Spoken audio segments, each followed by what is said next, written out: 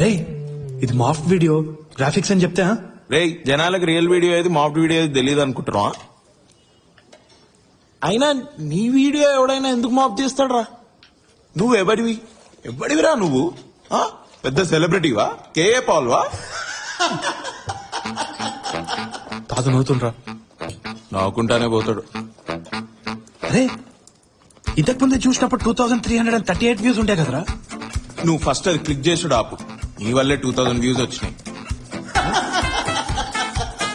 అలా నవ్వుతుండ్రా తాత. ఒక్క నిమిషం. నీ వీడియో కాదులే.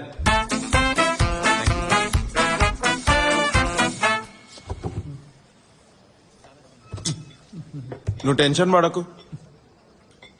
సీదా పోయి స్టెఫిక్ చెప్పి.